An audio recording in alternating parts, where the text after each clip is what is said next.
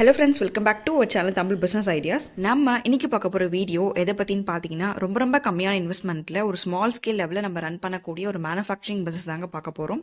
இந்த பிஸ்னஸ் பொறுத்தவரை நீங்கள் வீட்டில் இருந்தபடி நீங்கள் ரன் பண்ணிக்க முடியும். அதே மாதிரி நீங்கள் தயாரிப்பு பண்ண பொருளை வந்து நீங்கள் வீட்டில் இருந்தபடி நீங்கள் பேக்கிங் பண்ணி நீங்கள் சேல்ஸ் பண்ண போகிறீங்க. ரொம்ப குறைவான முதலீட்டில் தாராளமாக நீங்கள் இந்த தொழில் நீங்கள் ரன் பண்ண முடியும். அது என்ன மாதிரியான தொழில்னு நம்ம வீடியோக்குள்ள போய் பார்க்கலாங்க. வீடியோவை ஸ்கிப் பண்ணாமல் ஃபுல்லாக பாருங்கள். அதே மாதிரி இந்த வீடியோவை உங்கள் ஃப்ரெண்ட்ஸ் அண்ட் ஃபேமிலி சர்க்கிளுக்கு வந்து நீங்கள் ஷேர் பண்ணுங்கள். நம்ம சேனலுக்கு இப்போ தான் நீங்கள் ஃபர்ஸ்ட் டைம் வரீங்க, இன்னும் சப்ஸ்கிரைப் பண்ணலாம், சப்ஸ்கிரைப் பண்ணிக்கோங்க ஃப்ரெண்ட்ஸ். அதே மாதிரி கூடவே இருக்கிற பெல் ஐக்கானும் கிளிக் பண்ணிக்கோங்க. அப்போ தான் நாங்கள் போடக்கூடிய வீடியோஸ் உங்களுக்கு மிஸ் பண்ணாமல் தொடர்ந்து நோட்டிஃபிகேஷன் வரும். ஸோ தட் நீங்களும் எங்களோட அப்டேட்ஸ் எல்லாமே மிஸ் பண்ணாமல் வந்து பார்க்க முடியும். இப்போ வாங்க நம்ம வீடியோக்குள்ளே போகலாம்.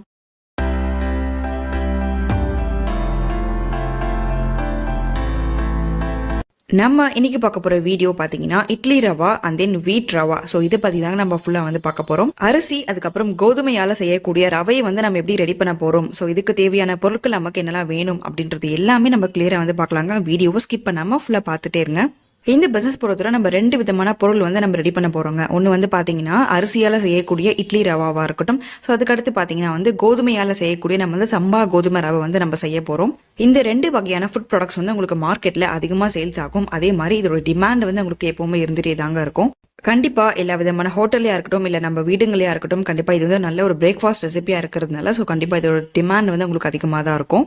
ஃபர்ஸ்ட் வந்து நம்ம பார்க்க போகிறது என்னென்னு பார்த்தீங்கன்னா இட்லி ரவா. ஸோ இந்த இட்லி ரவா வந்து நம்ம எப்படி ரெடி பண்ண போகிறோம், இதுக்கு தேவையான மூலப்பொருட்கள்லாம் என்னென்னு பார்த்தீங்கன்னா நம்ம வந்து அரிசியால் வந்து செய்ய போகிறோம். அரிசின்னு பார்க்குறப்ப இதுக்கு நம்ம சூஸ் பண்ணக்கூடிய அரிசி என்னென்னு பார்த்தீங்கன்னா இட்லி அரிசியாக இருக்கலாம், இல்லைனா வந்து உங்களுக்கு நார்மலாக இருக்கக்கூடிய பிளைன் அரிசி எதுவாக இருந்தாலும் ஓகே. இதோட ஃபர்ஸ்ட் ஸ்டெப் வந்து என்னென்னு பார்த்தீங்கன்னா இந்த அரிசி வந்து நல்லா வந்து நீங்கள் வாஷ் பண்ணிவிட்டு நல்லா க்ளீன் பண்ணிவிட்டு ஸோ நல்லா வந்து நீங்கள் ஊற வச்சதுக்கப்புறமா ஒரு 2 hours கிட்ட அப்படி வந்து நல்லா ஊறட்டும்.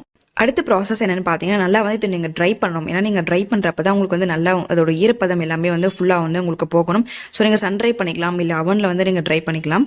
நீங்கள் சன்ட்ரை பண்ணதா இருந்ததா கிட்டத்தட்ட உங்களுக்கு ஒரு 2 to 3 days வந்து உங்களுக்கு தேவைப்படும். நல்லா உங்களுக்கு ட்ரை ஆனதுக்கு அப்புறமா இதை வந்து நம்ம வந்து பவுடர் ஃபார்முக்கு நம்ம வந்து கிரைண்ட் பண்ண போகிறோம்.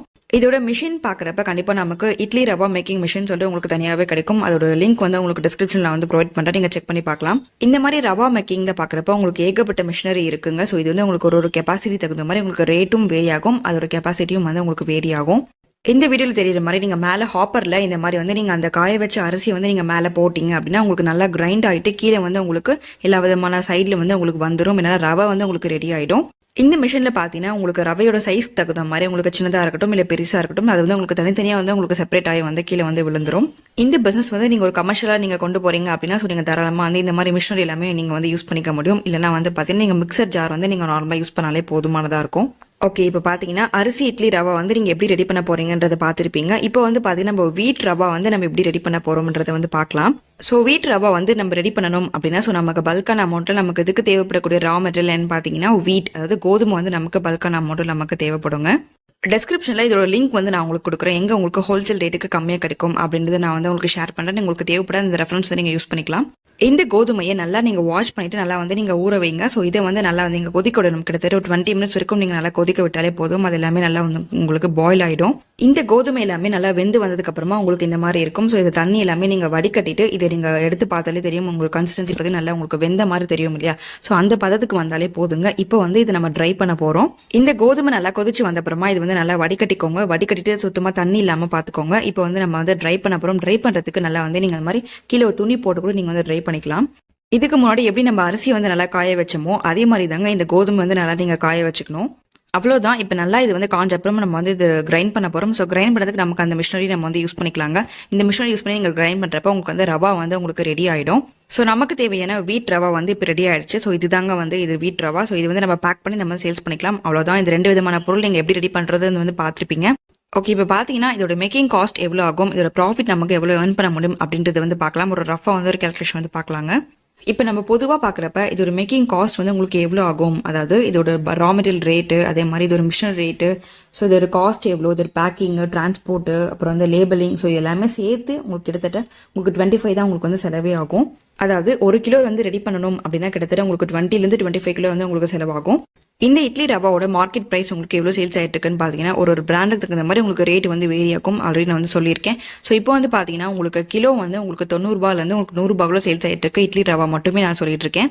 நீங்கள் டேரெக்டாக வந்து கஸ்டமர் கிட்ட கொண்டு போய் ரீச் பண்ணுறீங்க அப்படின்னா நீங்கள் தாராளமாக உங்களோட ப்ராஃபிட்னு பார்க்குறப்ப நீங்கள் 50 rupees நீங்கள் மார்ஜின் நீங்கள் வைக்க முடியும். ஸோ இதுக்கடுத்து பார்த்தீங்கன்னா வீட் ரவா பார்த்தீங்கன்னா இதோட மார்க்கெட் பிரைஸ் பார்த்தீங்கன்னா 100 ரூபாயிலேருந்து 120 ரூபா கூட சேல்ஸ் ஆகிட்டு இருக்கு. ஸோ இது வந்து பார்த்தீங்கன்னா நீங்கள் சேல்ஸ் பண்ணுறப்ப நீங்கள் 100 ரூபாய்க்குள்ளே நீங்கள் வந்து சேல்ஸ் பண்ணிக்க முடியும். ஸோ நீங்கள் டேரெக்டாக கஸ்டமர் கிட்ட கொடுக்குறீங்கன்னா நீங்கள் இந்த ரேட்டுக்கு வந்து நீங்கள் சேல்ஸ் பண்ணிக்கலாம்.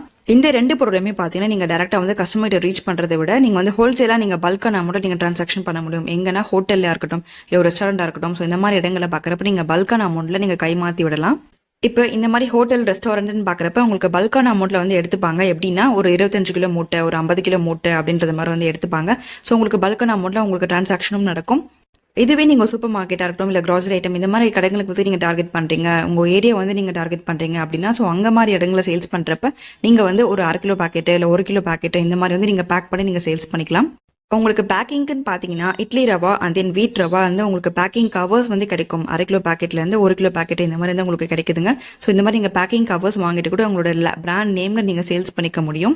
ஒன்றும் இல்லை, உங்களோட கம்பெனி வந்து நீங்கள் ரெஜிஸ்டர் பண்ணிக்கோங்க. ஒரு ஜிஎஸ்டி எடுத்து வச்சுட்டு கூடவே வந்து ஒரு எஃப்எஸ்சி லைசன்ஸ் நீங்கள் தாராளமாக நீங்கள் எடுத்து வச்சுக்கோங்க. இது மட்டுமே போதுமானதாங்க. ஸோ இது நீங்கள் தாராளமாக வந்து நீங்கள் சேல்ஸ் பண்ண முடியும். உங்களோட கம்பெனி நேம் போட்டு தாராளமாக உங்கள் பிராண்ட் நேமில் கூட நீங்கள் தாராளமாக இதை சேல்ஸ் பண்ணிக்க முடியும். இதோட பேக்கிங் பார்த்தீங்கன்னா உங்களுக்கு பேக்கிங்க்குன்னு வெயிங் மிஷின் இருக்கு இல்லையா? ஸோ அந்த மாதிரி நீங்கள் வெயிங் மிஷின் வந்து நீங்கள் போட்டு நீங்கள் பேக் பண்ணிக்கலாம். இல்லைனா வந்து உங்களோட பேக்கிங்க்குன்னு உங்களுக்கு ஆட்டோமேட்டிக் மிஷின்ஸ் நிறையவே இருக்குது. எப்படின்னா நீங்கள் ஒரு பல்கான அமௌண்ட்டில் நீங்கள் உள்ள லோட் பண்ணிட்டீங்கன்னா உங்களுக்கு எவ்வளோ பேக்கெட்ஸ் வேணுமோ நீங்கள் அந்த மாதிரி அதையும் நீங்கள் செட் பண்ணிட்டீங்கன்னா உங்களுக்கு அதுவே வந்து லோட் ஆகி உங்களுக்கு அதுவே பேக் ஆகி கொடுத்துரும். இது வந்து பார்த்தீங்கன்னா ஆட்டோமேட்டிக் பவுச் பேக்கிங் மிஷின் சொல்லுவாங்க. ஸோ இது வந்து உங்களுக்கு ஆரம்ப கட்டத்தில் வந்து உங்களுக்கு தேவைப்படாது. பட் போக போக வந்து உங்கள் கம்பெனி வந்து நீங்கள் டெவலப் பண்ணிட்டீங்க, ஸோ ஒரு பெரிய லெவலில் நீங்கள் வந்து பண்ணுறீங்க அப்படின்னா ஸோ நீங்கள் தாராளமாக அந்த மாதிரி பேக்கிங் மிஷின்ஸ் வந்து நீங்கள் யூஸ் பண்ணிக்கலாம். இந்த மாதிரி இட்லி ரவா அண்ட் தென் வீட் ரவா வந்து நீங்கள் வீட்டில் இருந்தபடி நீங்கள் ரெடி பண்ணலாம், பரவாயில்லைங்க. உங்களுக்கு ரெடிமேட் ஃபார்மில் உங்களுக்கு ரீசெல்லிங்காக வந்து பண்ணிட்டு இருக்காங்க அப்படின்னா உங்களுக்கு ரெடிமேட் ஃபார்மில் வந்து உங்களுக்கு வந்து கிடைக்கும். ஸோ இதை வந்து நீங்கள் வாங்கிட்டு நீங்கள் ரீசெல்லிங் பண்ணாலே போதும். எப்படின்னா ஒரு ட்ரேடிங் மாதிரி இருக்கும், ஒரு வாங்கி விற்கிற மாதிரி இருக்கும். அந்த மாதிரி பார்க்குறப்ப உங்களுக்கு கிலோ வந்து 32 ரூபா 30 ரூபாய்க்கு வந்து கிடைக்கும். அது ரெடிமேட்டாக நான் சொல்லிட்டு இருக்கேன். ஸோ இதை வந்து நீங்கள் வாங்கிட்டு நீங்கள் ஒரு ரீபேக்கிங் மாதிரி கூட நீங்கள் வந்து பண்ணிக்கலாம்.